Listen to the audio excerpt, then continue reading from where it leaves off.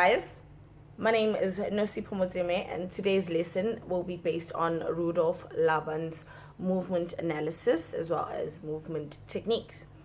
So I have my notes here, so I'm going to be reading and sharing with you guys my knowledge basically on the topic. So the movement analysis, Laban's movement analysis, is a theoretical and experiential system for the observation, description, performance, and interpretation of human movement. Basically, we can use Laban's movement techniques and efforts to experience, observe, describe, perform, and interpret human movement. We can also use it in drama to do the exact same thing. So basically, we can analyze a character, we can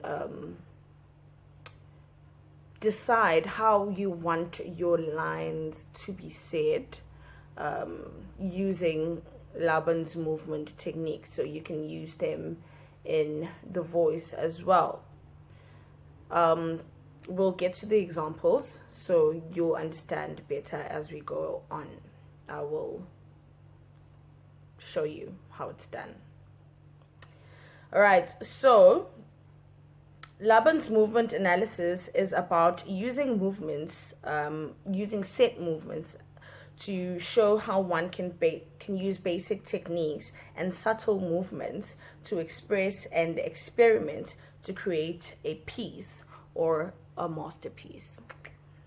Right, so this is a form of non-verbal communication where we can analyze body language and be able to communicate just by moving our bodies.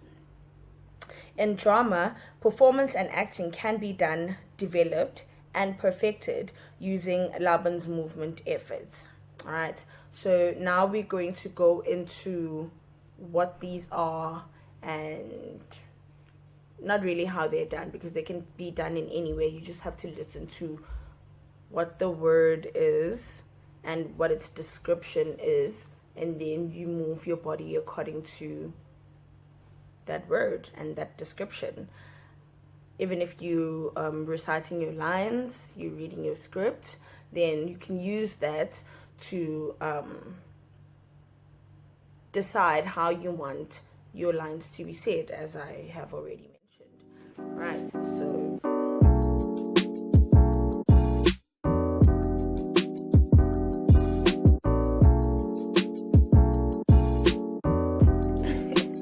welcome back. So I've changed in order to be able to demonstrate. It's not going to be a lot, but I've changed. Okay, so there are 4 elements that go into Laban's movement. I still have my notebook. So the 4 elements will be space or focus, it'll be time and weight, and then it'll be flow. So basically, space, time, weight, and flow can be anything between how you move. So the space and the time that you take and the weight of what you're doing and the flow of what you're doing. Also, when we are doing our lines or when we are trying to analyze a character, as well as I said, we can use Laban's movement to do many other things. So and to analyze many other things. So basically, when you say your lines, it's the amount of time that you take, it's the weight of your words, it's the flow of your words, and it is the space of your words. Okay, or the focus. Space can be also focus. So now, space or focus can be direct or indirect. And then your time can be quick or sustained. Your weight can be heavy or it can be light. And your flow can be bound or it can be free. Okay. And then we have the 8 efforts that you put into your movement that we've just done. It can be your punch.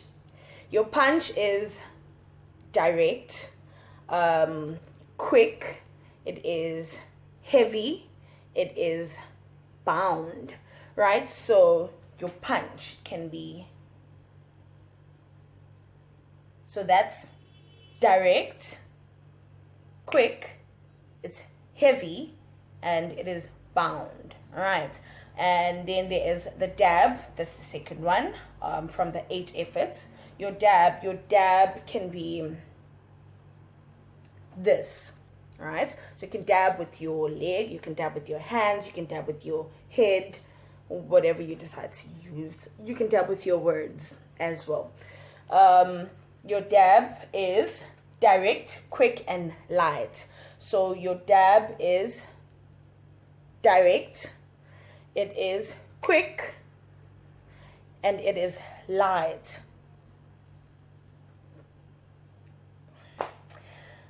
Press, your press can be direct and sustained. So a press can be this. Okay, let me create more space. A press can be a press. Okay, so that's direct and it is sustained. It can be light. Oh, sorry, light and heavy. So your press is direct, it is sustained, and it can be light or heavy. Then we have the glide. So a glide can be direct, sustained, light, and free. So a glide, let me just try and glide. A glide, right? I'm gliding. Glide. So I am direct, sustained, light, and free. That's a glide. Apostle, we hear of this. I will tell Apostle about this. This is what you want to use your life for. Then we have the flick. A flick can be indirect. Now we get to the indirect part. So a flick can be indirect, quick, light, and free. Okay. A flick can be flick. So indirect, because I could be going this way or I could be going that way. So it's indirect. It's quick, flick. It is light, flick. And it is free, flick. Okay. And then I have the ring. We have the ring, which is second to last in my order. The ring, you can use your words, you can use your movement, you can decide what you want. A ring, you just imagine someone squeezing water out of their clothes maybe, or just twist your body. That's a ring. You can use that also in your words. A ring is indirect, it is quick, it is light, it is indirect, it is sustained, it is heavy, and it is bound. So in movement, a ring could be, I just did it. A ring would be, that's a ring. So, indirect, sustained, heavy, and bound. Right? So float is the last one. Float is indirect, it is sustained, it is light, and it is free. Float, imagine something floating. So your words can float, your body can float. Let me float. Okay, so that is indirect. Imagine something floating. It is sustained. It is light. And it is free. Right? So, yeah, those are your 8 elements of you can be prosecuted for Laban's that. movement. And thank you so much for watching, guys. Those were your 4 efforts and 8 elements that go into Laban's movement analysis.